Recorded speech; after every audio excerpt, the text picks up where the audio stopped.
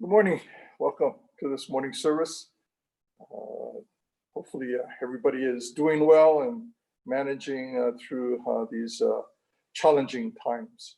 We begin again this morning's service with Sambujo, followed by Juseige. The Sambujo literally invites and welcomes the Buddhas to be present. Amida Buddha, Shakyamuni Buddha, the Buddhas of the 10 directions. And in a formal service, ministers have their formal attire. They're wearing a gojo gesa and shiki, so the colored robes and a large kesa. And when we read the Sambujo, sometimes we'll carry a plate dish with paper petals on it. And these are distributed to all the ministers. So every minister is holding one of these. And as we read the Sambujo, and the part where all the ministers join and read together, we scatter these flowers. So it's inviting the Buddhas to be present and as we scatter these petals. If you remember, I think it was at our centennial service, we did something similar, but we wrote on, was it the centennial? There was another major event where we wrote on the back of these petals our addresses, name and addresses, and we scattered it among the people. So it was and everybody was invited to write names and have these petals to scatter. And the idea was, when you scattered these petals, you would then be able to collect some and have a name, contact information of someone that you could then maybe have start a email connection with, or letter writing connection with.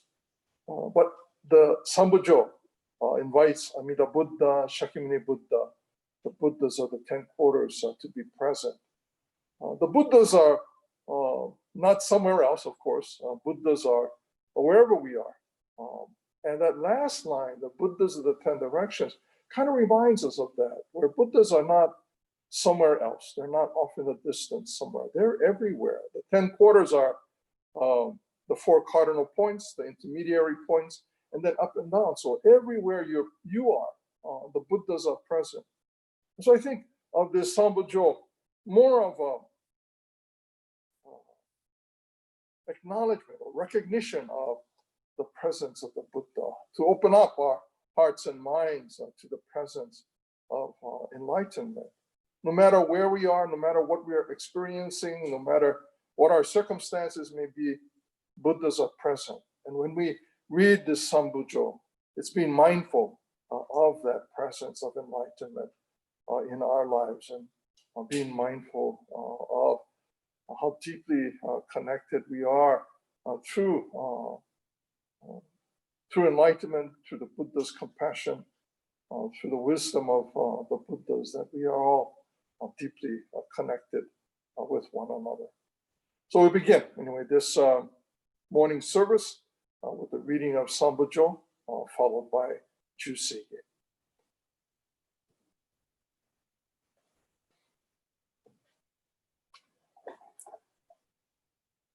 Namanda, Namanda, Namanda, Namanda, Namanda. Sakamoto. 「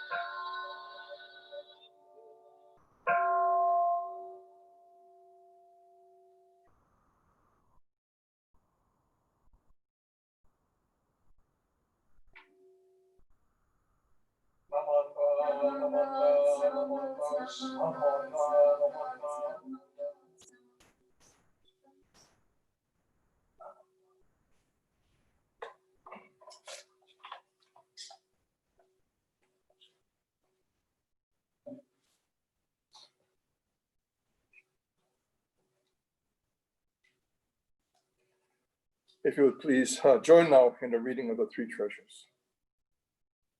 Hard is it to be born into human life. Now we are living it. Difficult is it to hear the teachings of the Blessed One. Now we hear it.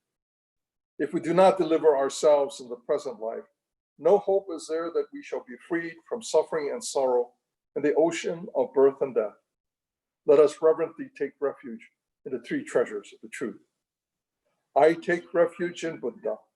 May we all together absorb into ourselves the principle of your way to enlightenment and awaken in ourselves the supreme will.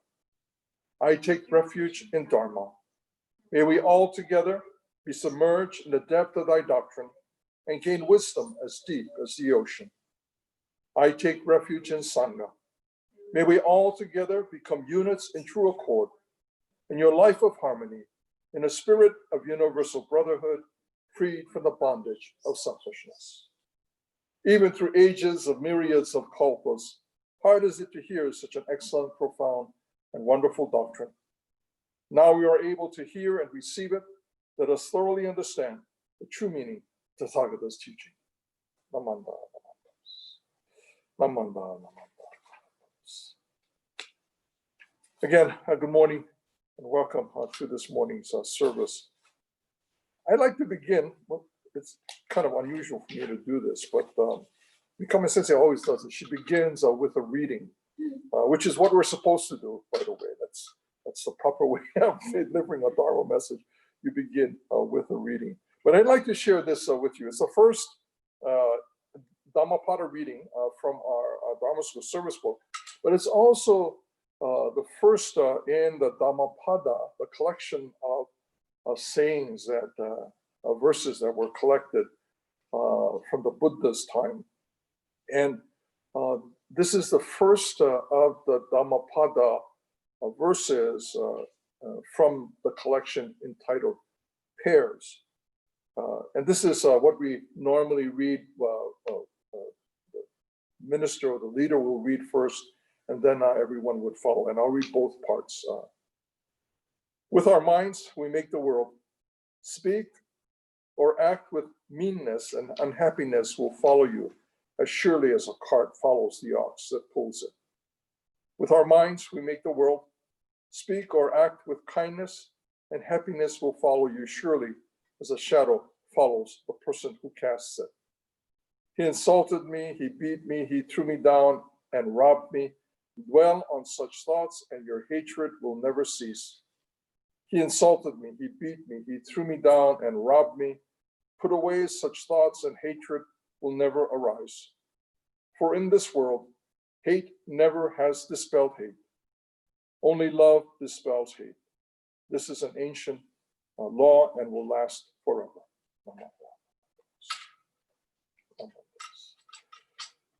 Usually often when we have a memorial service here at the Betsing that I conduct, and we haven't had one in such a long time. We have been doing memorial services either virtually, remotely, or we've had memorial services at a mortuary or at a gravesite.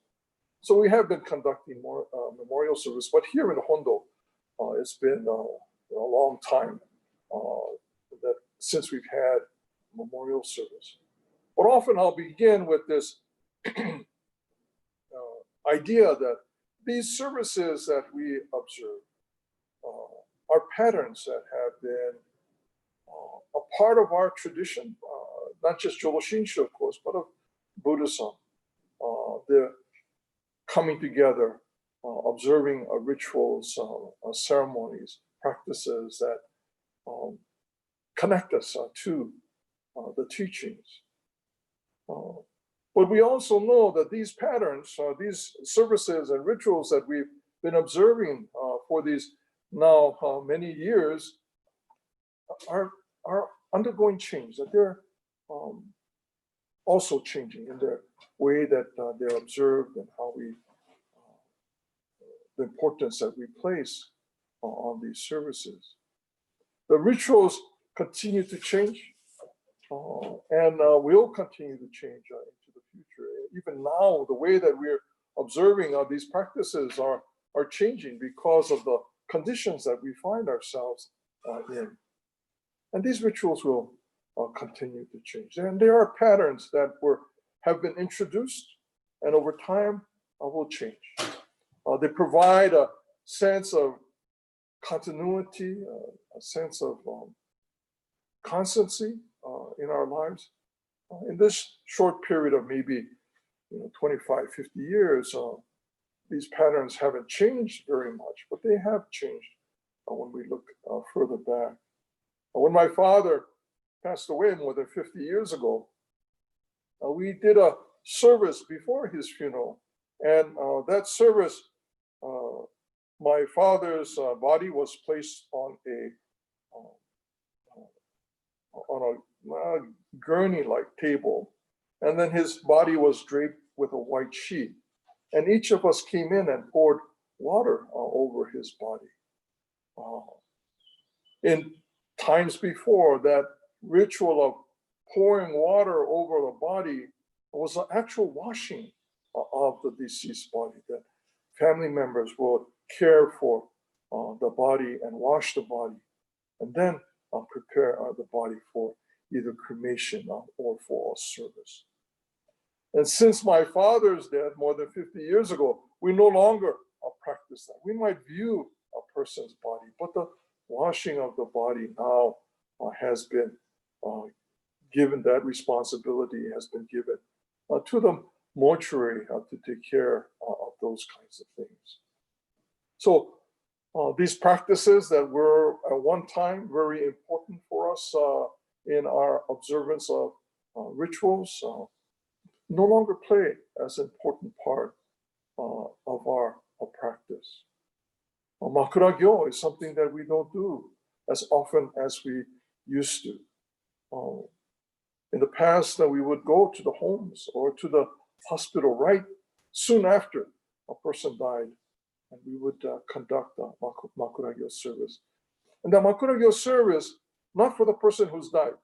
The Makuragyo service is for us who continue to live our lives, to hear the teachings of the Buddha that remind us of the impermanence of things, the importance of the relationships that we share.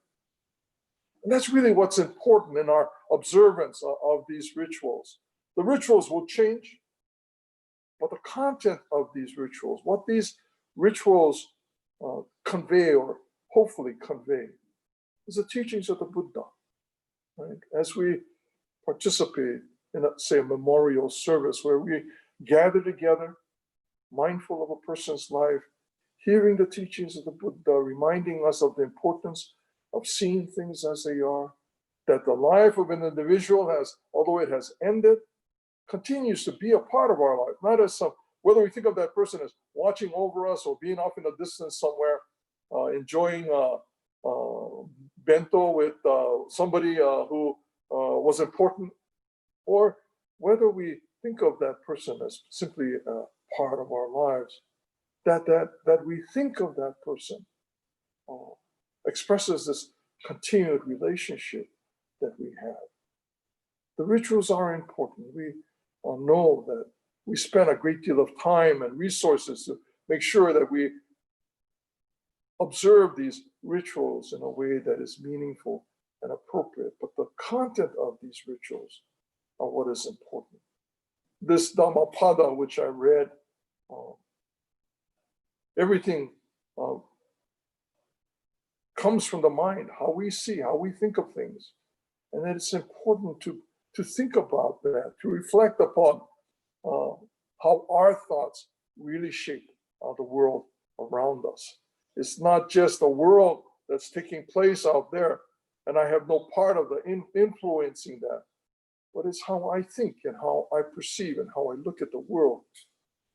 The last line of the Sambujyo, the Jippo Nyorai, the Buddhas of the 10 directions, again expressing this idea of Buddhas everywhere, but we don't see Buddhas everywhere because of the way that we think about how we perceive the world based upon our limitations, our finiteness. So acknowledging that, it can open us up to possibilities. To be mindful of how we engage the world, and that how we engage the world really is a matter of what I think, how I perceive the world, what prejudices I have as I engage the world.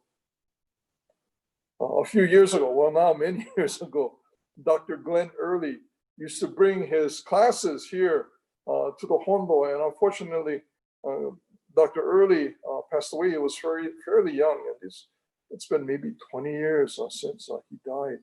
But he would bring his classes, and these were students in his Holocaust studies curriculum or program, and he would bring them here to learn certainly about Buddhism. But one of the things that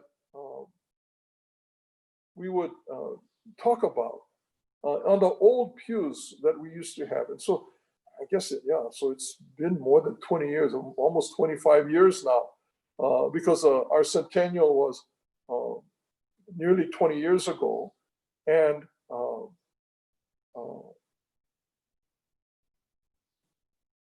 when we had our centennial, I'm trying to do the calculations of 2002, so 2022 would be our 20 years after our centennial. But before the centennial, we replaced our pews. So we have these beautiful cushioned pews now. Before, we used to have those hard wooden benches that had vinyl seats on them, vinyl padding on them, that wasn't attached to the benches. So if you slump back too far and try to relax too far, you slide right off. You slide right off the seat. But our cushions are now securely fastened to the bench, so you can lean back as much as you like. And it's also lower than our original pews, so that you can actually touch the ground when you're seated. But on the ends of these pews, our old pews, and we still have examples of these alongside the Hondo, and there are also examples of them at our Japantown Museum. But on the ends of these pews is a symbol. And we still have actually the symbol up in our onaiji. And the symbol is a swastika. And the symbol is a swastika. And Dr. Early used to bring his students, especially to talk about that swastika that's on the end of our pews. And he would ask them, why is that swastika there? What does it mean? What is how can we understand why the swastika is here? And as Buddhists, we try to say, oh yeah, the swastika of Nazi Germany turns in one direction, and the swastika of Buddhism turns in the other direction. So it really is nice symmetry, nice kind of, this is the terrible, what Nazi Germany represents and the swastika represents, spins in one direction. And the wonderfulness of the swastika of Buddhism spins in the opposite direction. But when we look at the ends of the pews, and you can see these out in on our benches outside of the Hondo, and also up here in our onaiji, both are present. And of course, Nazi Germany, the swastika predates Nazi Germany by hundreds, if not 1,000 years. And it represents something that is auspicious and important. But yet, through our view of history, the Holocaust being such a powerful and important event that has shaped the way that we perceive this image, this swastika. It's what we associate. And certainly the power of that symbol reminds us of the atrocities that took place under that swastika. That the horrors of the Holocaust is something that we should be mindful of, that all of these people who not unlike ourselves and what they were subjected to under this symbol.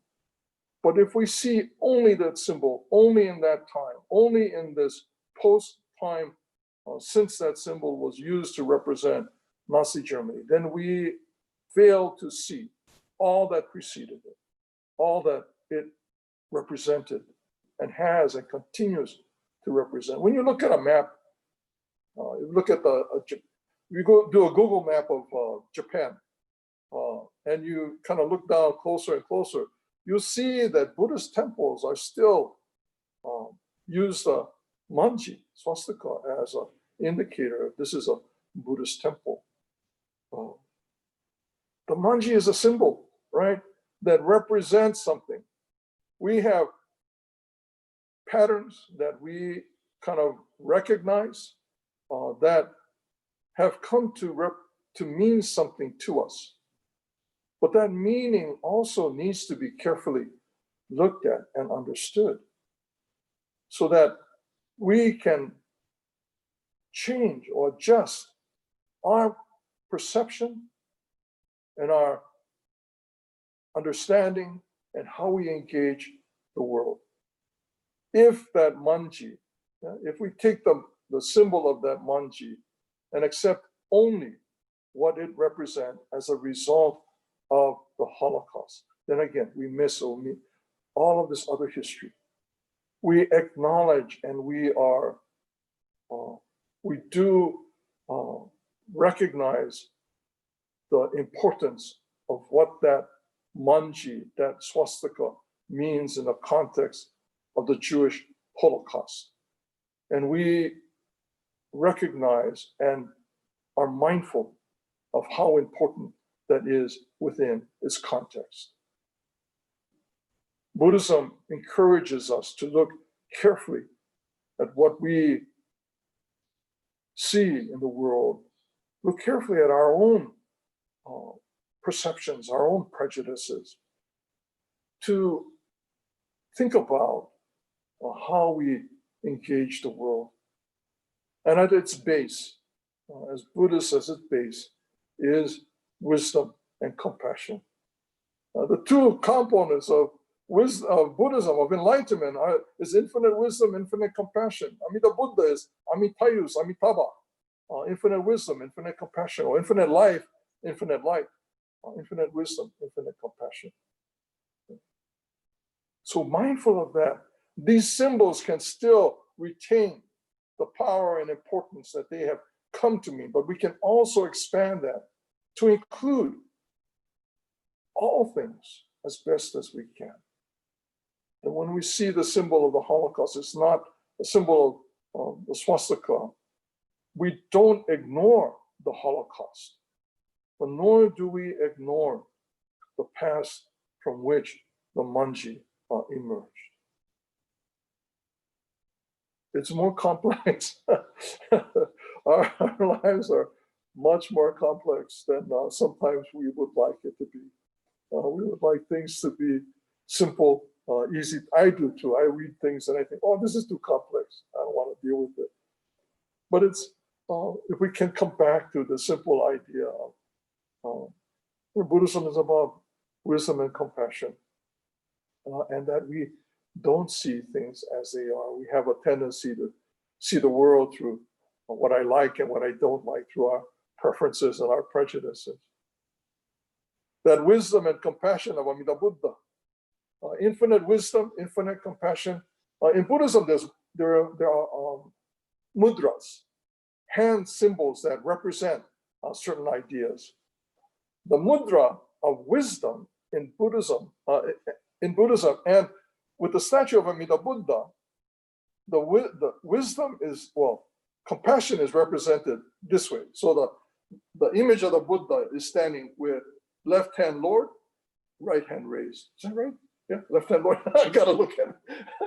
Yeah, Yes, yeah, okay. So right hand raised, left hand Lord. And these are the symbols of compassion and wisdom. Wisdom and compassion. This symbol is taking on new meaning now. And I think it's important for us to be mindful of where our connection to this symbol is. Not to simply give up what we understand it represents. When we give that up, we give up who we are. It is important for us to hold on to those things that we understand and appreciate what we do from that foundation in which Buddhism exists. The world is changing so rapidly. There are all kinds of things going on. We, as Buddhists, are mindful of how our experience, our perceptions shape the world. And we do our best, again, as Buddhists, to support those things that affirm life, to support those things that remind us of the importance of compassion, of caring, to be able to be clear in our own standing. And sometimes that takes a bit more on our part to educate ourselves, to learn, to have conversations with others, to broaden our understanding of ourselves and our connection with the world around us. Again, in memorial services, we have these patterns, these rituals and ceremonies that have been established or embedded in our tradition over time. These patterns change, but the meaning contained within that mindfulness of the importance of the relationships that we share with the world around us, and that how our actions and behavior affects the world, as is expressed in this verse from the Dhammapada. And at the core of the teachings of the Buddha, the second of the Four Noble Truths, that our preferences, our prejudices affect the world in such a way that it causes difficulties for ourselves and for others. And is to become mindful of that, and as best as we can, to change our behavior in a way that benefits the world around us. Today, we're doing this service via an iPad. Our regular cameras are, not working like last week. Last week was a bit more hectic, but today we're kind of planned out a little bit, and I'm prepared for that using the iPad today. But everything changes, even those things that are fairly new, fairly recent additions of everything changes. And we need to be clear in our core that the teachings of the Buddha are about wisdom and compassion, that we need to look at the world around us, not through the lens of our prejudices, but to be able to see the world as it is. Whatever assumptions we might have, Buddhism asks for us to look more carefully at how we see the world. Again, thank you for being here this morning, joining us for this morning service. In a couple of weeks, we'll have our Obon at home, our virtual Obon, and I hope you'll be able to join us for that. It's on July the 11th, and you can come to our website, visit our website, and follow the links and information that's located on our website. So please, take care of yourselves. Stay home. And if you go out, wear a mask. And that wearing a mask is not just about protecting yourself. It's about others. Again, that's again in Buddhism. That's very basic. It's a compassion for not just about me, what I want to do, but it's a concern for the welfare of another.